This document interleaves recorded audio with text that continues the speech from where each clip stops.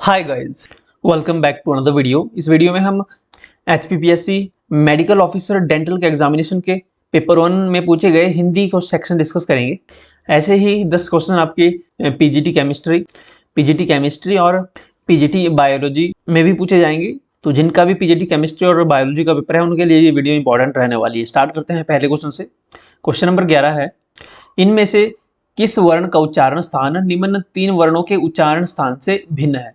अब आपको उच्चारण स्थान चेक करना है त का। तो त का उच्चारण स्थान देखेंगे तो दंत्य है, थ का भी दंत्य है। यहाँ पे स सेब वाला स दिया है फोर्थ ऑप्शन में, तो इसका उच्चारण स्थान अगर देखें तो इसमें दंतमूल और मुसोड़ा दोनों का इस्तेमाल होता है जब आप स बोलते हो। तो इसका उच्चारण स्थान वत्सर्य है। ओके, वत्सर्य। लेकिन अगर हम श देखें, श के उच्चारण में दंत्य का इस्तेमाल नहीं हो रहा है, इसमें तालु का यूज हो रहा है, तो ये इसमें कठोर तालव्य है। ओके, इसका जो है जो उच्चारण स्थान है, तो ऑप्शन डी इसमें सी करेक्ट होगा। श इन तीनों में से जो है डिफरेंट है, ऑप्शन सी इसमें करेक्ट होगा, श।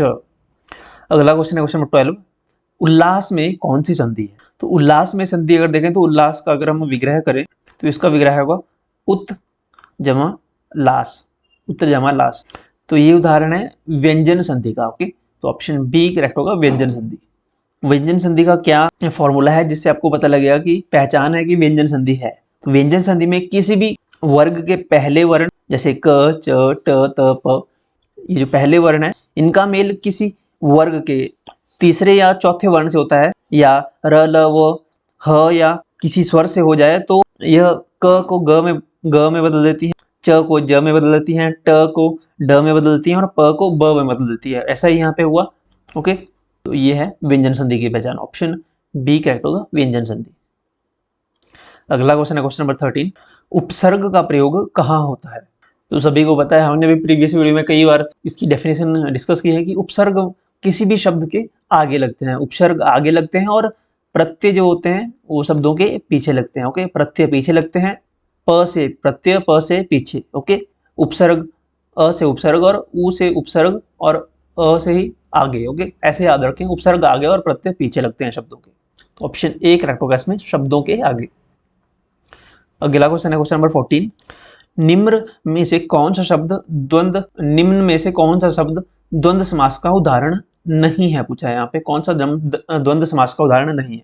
तो अगर आपने हमारी प्रीवियस वीडियोस देखी है हिंदी की, जिसमें हमने पीजीटी हिंदी के क्वेश्चन डिस्कस किए हैं, तो मैंने वहां पे सिंपल फॉर्मूला बताया है कि जहाँ पे ऐसे वर्ड आ रहे हैं और उनका जिनके बीच में डैश लग रहा हो, ये तो मैंने बताया था, लेकिन उनका आपको चेक करना है कि वो किसी और समास का उदाहरण तो नहीं है, ये भी आपको चेक करना पड़ेगा। जैसे यहाँ पे पाप पुण्य है, ये तो द्वंद्व समास का उदाहरण है, पाप पुण्य। ओके, अपोजिट है। राजा प्रजा, ओके, तो ये भी द्वंद्व समास का उदाहरण है। जीवन मरण, तो ये अपोजिट है। जैसे रात दिन, तो ये भी द्वंद्व समास का उदाहरण है। लेकिन यथाशक्ति जो है ये द्वंद्व समास का उदाहरण नहीं है। यथाशक्ति जो है ये अव्ययभाव समास है।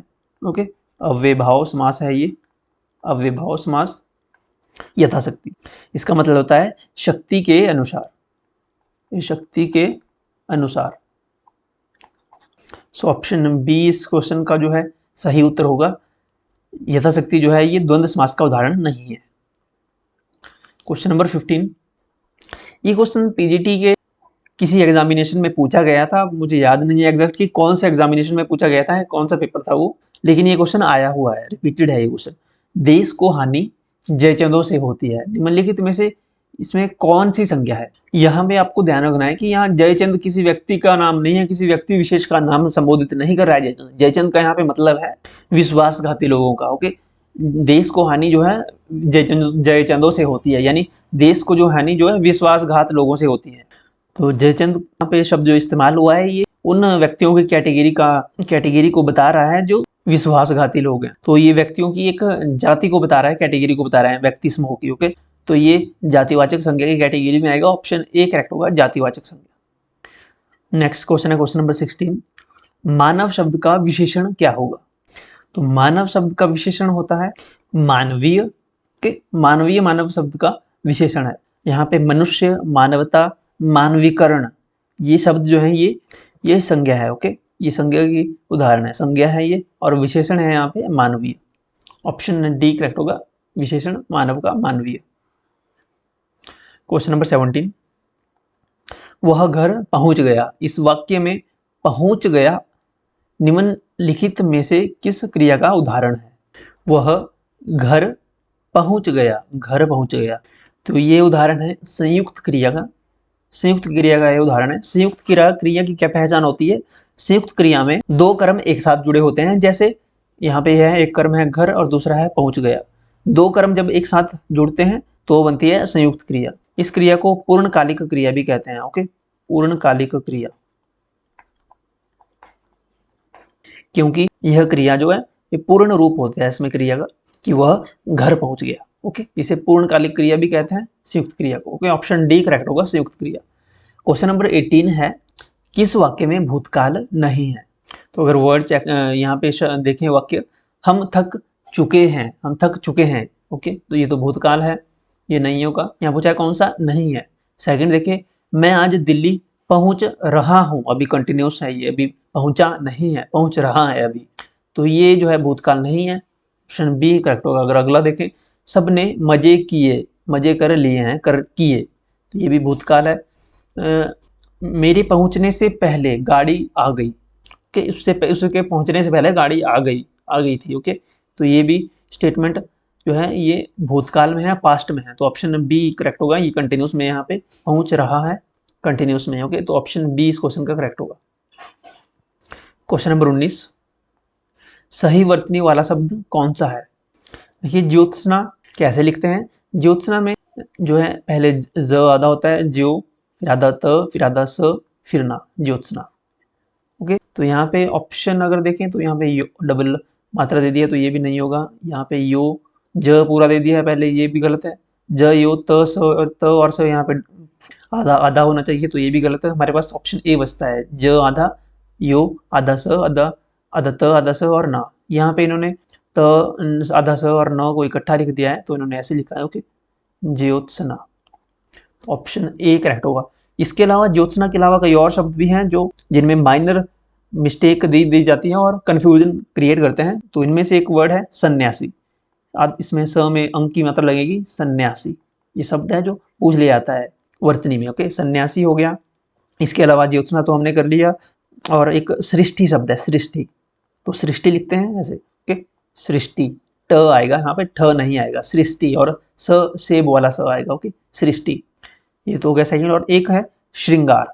श्रृंगार भी पूछ लेता है, तो श्रृंगार इस प्रकार से लिखा जाता है। ओके, इसमें एक ही आएगा, ऐसे डबल कई एक दो बार दिया जाता है, तो ऐसे दो नहीं होंगे, सिर्फ एक ही होगा। ओके, श्रृंगार।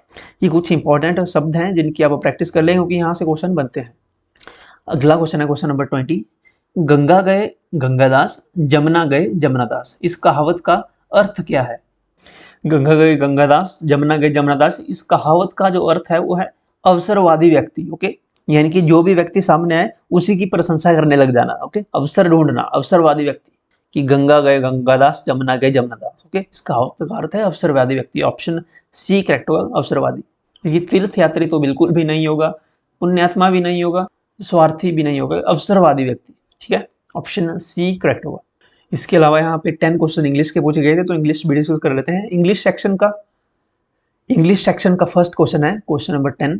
First, fill in the blanks with suitable article. पहला दिया गया है, her father is filling the blanks university professor. Her father is a university professor. Okay, is a university professor, option C correct होगा। Second question है, use the correct preposition. Mosquitoes breed filling the blanks stagnant water. यानी कि रुके हुए पानी में जो है मच्छर पनपते हैं। Mosquitoes breed in stagnant water. Okay, in stagnant water. अगला क्वेश्चन है question number 3, fill in the blanks with an appropriate helping verb. She filling the blanks married to him for 20 years. She has been married to him for 20 years. Simple है। Okay, option C correct होगा, has been. Question number 4 है, what does O stands for in 5 o'clock। अब ये जैसे लिखते हैं 5 o'clock, 6 o'clock, time के साथ जो ओ लगाते हैं, इसका मीनिंग क्या है? व्हाट डज इट स्टैंड्स, तो इसका मीनिंग होता है of. Of, option B correct होगा, ऑफ। फिफ्थ क्वेश्चन है, what part of speech are the underlined words in the following sentences. Sentence दिया गया है, you what you sow now you will reap later. तो यहाँ पे नाउ और reap letter पर यहाँ पे को अंडरलाइन किया गया है। आपको बताना है कि which part of speech are the underline words in the following sentence. ये एडजेक्टिव है, प्रीपोजिशन है, एडवर्ब है या कंजक्शन है। नाउ और लेटर ये एडवर्ब है। ओके, ऑप्शन सी करेक्ट होगा, adverb. Okay, question number 6, pick out the independent clause in the following sentence. The children played when evening came. अब यहाँ पे इंडिपेंडेंट क्लॉज कौन सा है ये आपको पिक करना है। इंडिपेंडेंट क्लॉज क्या होता है? इंडिपेंडेंट क्लॉज होता है that can stand up by itself as a simple sentence. Okay, ये एक ऐसा स्वतंत्र उपवाक्य होता है जो स्वयं एक सिंपल सेंटेंस बन जाता है। ओके, जैसे व्हेन इवनिंग केम।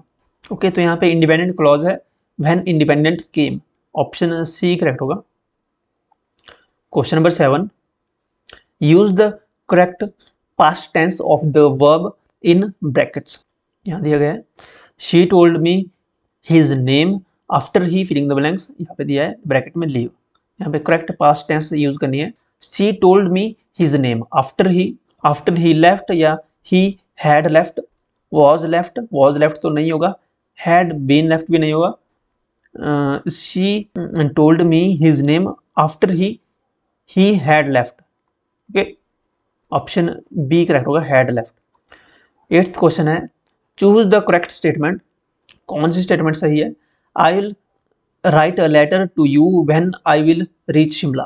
सेकंड है, I will write a letter to you as I reach Shimla. Third है, I will write a letter to you when I shall reach Shimla. यहाँ पे एज आई रीच दिया है, यहाँ पे व्हेन आई विल रीच, यहाँ पे दिया है व्हेन आई शैल रीच, और फोर्थ में दिया है when I will write a letter to you when I reach Shimla.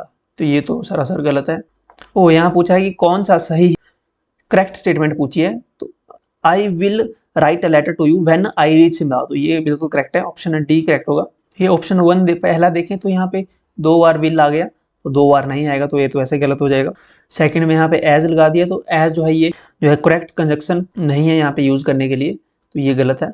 यहाँ पे अगर व्हेन होता तब सही होता, व्हेन आई रीच, जैसा यहाँ पे फोर्थ में है।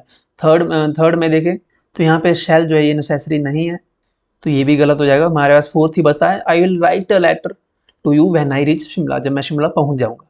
ओके, तो ऑप्शन डी इसमें करेक्ट होगा। 9th क्वेश्चन है, choose the correct spelling. Accommodate की करेक्ट स्पेलिंग बतानी है। तो एकोमोडेट की जो करेक्ट स्पेलिंग है वो होगी ACCO नहीं आएगा, ECCOMM आएगा। यहाँ पे एक सिंगल सी है, ACCOMMODAT, accommodate. Okay, option D correct होगा, एकोमोडेट।